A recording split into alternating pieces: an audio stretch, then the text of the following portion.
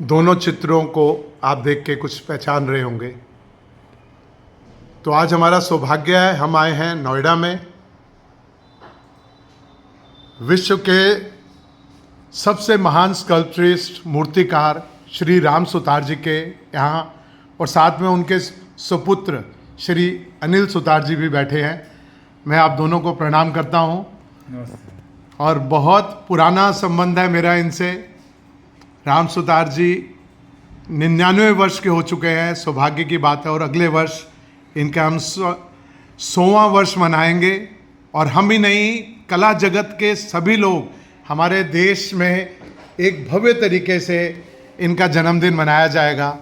तो आज हम थोड़ी सी बातचीत करने का प्रयास करते हैं। कुछ स्वास्थ्य इनका ठीक नहीं है, लेकिन फिर भी हमारी इनसे बातचीत होगी। गुरुदेव, आप आज उम्र के इस पड़ाव पर जब 99 वर्ष के हो चुके हैं, तो स्मृति में क्या आता है कि जब आपने सफ़र शुरू किया था और आज जहां पहुंचे हैं, इसके बारे में थोड़ा संक्षेप में बताइए। मतलब कहाँ से शुरू किया? हाँ, जब से शुरू किया है और आज तक जो जो आपने काम किया है उसके बारे में बताइए। ये फर्स्ट स्कल्पचर वो बिच्छू का बनाया। किसका? बिच्छू। बिच्छू का? जब हम 5-6 साल का था। ओ माय गॉड, सबसे डिफिकल्ट। हाँ, तो हम बिच्छू में काटा हमें, मैंने उसको मार दिया। देखा कि फिर एक साबुन का एक कलर था, 501 साबुन, उसका कलर एक जैसा था, तो साबुन के ऊपर फिर बिच्छू बनाया। साबुन की टिकिया से बिच्छू बनाया आपने फर्स्ट था। उसको मारने के बाद? फिर उसके बाद तो तरह तरह के गांव में चीज़ें बनाई। अच्छा, आप ये मानते हैं कि कला जो है प्रभु की देन होती है, इसको किसी को सिखाया नहीं जा सकता? अभी देखिए, बच्चा होता है, छोटे बच्चा जी, वो कुछ भी करता है हाँ नेचुरली जी। इनसाइड। कला प्रभु की देन होती है, तभी वो कलाकार बन सकता है। ठीक बात है जी।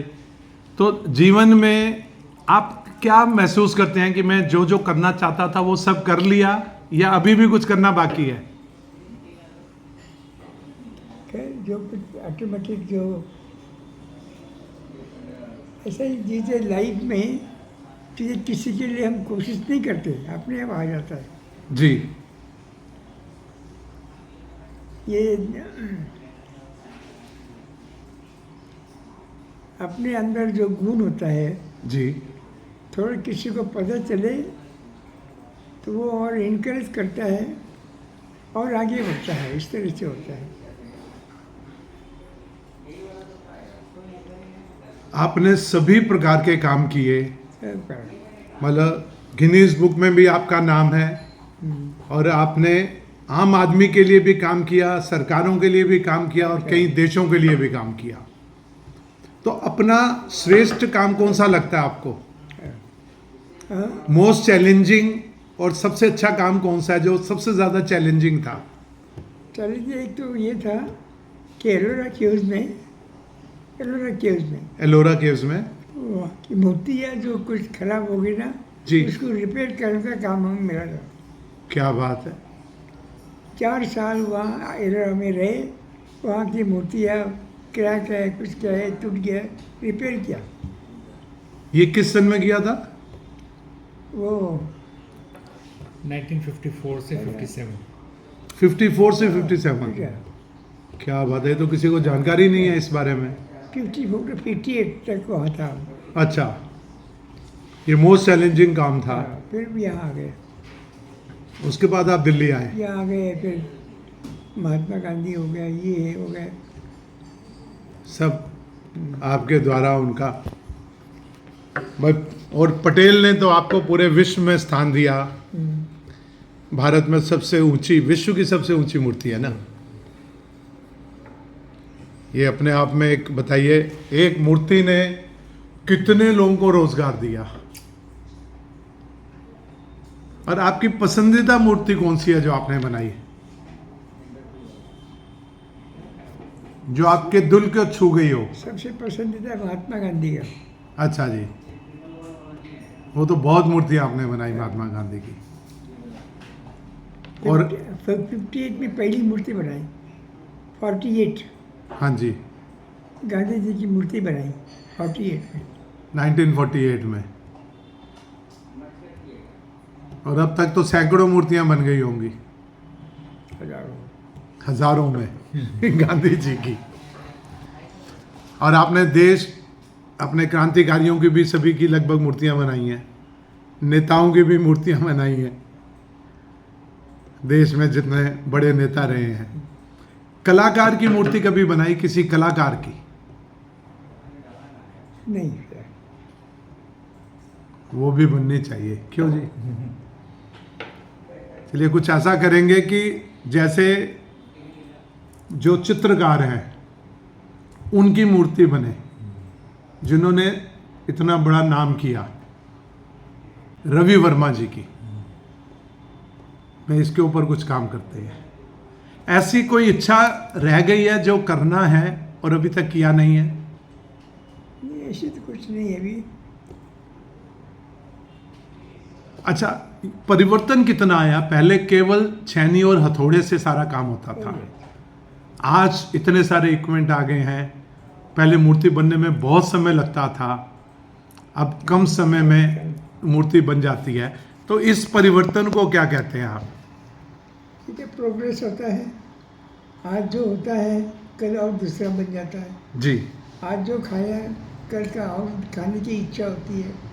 इसी तरह काम भी करने का होता है। जी, आज जो काम किया कल और दूसरा काम कर सके और विचार अलग होता है। इसी तरह से चलता है।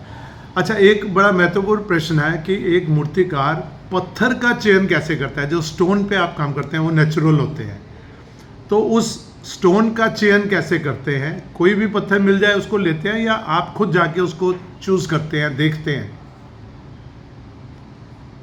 पत्थर जो है स्टोन, हाँ, उसका चूज कैसे करते हैं उसको? आकार, पत्थर की क्वालिटी कैसे चेक करते हैं? पत्थर की क्वालिटी कैसे चेक करते हैं? क्वालिटी, पत्थर की। हाँ। कि किस पत्थर में मूर्ति बनानी है? तो एक तो पत्थर की मतलब वेरी